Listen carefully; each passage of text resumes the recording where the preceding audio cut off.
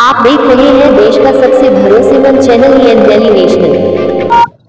आज का जो कार्यक्रम है जिसमें SC/ST छात्रावास को लेकर करके एक बड़ी आक्रोश रैली निकली हुई है और यहाँ पर लोग एकत्रित होकर करके आपका माल्यार्पण करेंगे, क्या कुछ कहना चाहेंगे आप उनके समर्थन में है?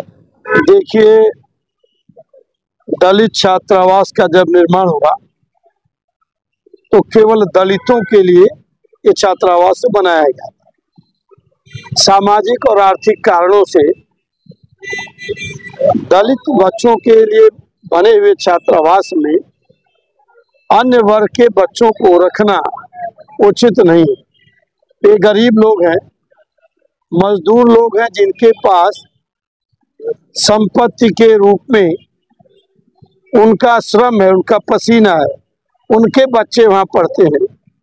और उसी में अगर संपन्न वर्ग के बच्चे पढ़ेंगे तो उनमें हीन भावना का विकास है। छात्रावास का नाम ही है अनुसूचित जात जनजात राजकीय छात्रावास। नाम से आप स्पष्ट हो गया, यह उन्हीं बच्चों के लिए बना था।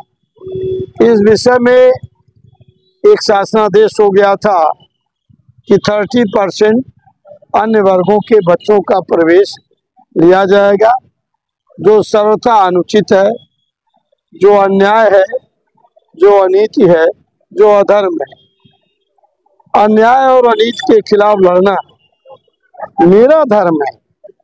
दलित छात्रावासियों के में रहने वाले बच्चों को न्याय दिलाना सुनिश्चित हो, इसके लिए मैं उनके आंदोलन के साथ हूँ, उनके संघर्ष के साथ हूँ, उनकी मांग के साथ हूँ।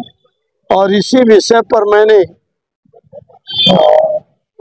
अपने समाज कल्याण मंत्री से भी वार्ता किया था।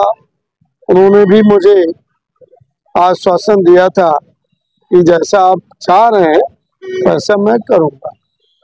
मैं जिला प्रशासन से भी अनुरोध करूँगा और सरकार से भी अनुरोध करूँगा कि राजकीय अनुसूचित जनजात छात्रावास में केवल अनुसूचित वर्ग के बच्चों का ही प्रवेश लिया जाए।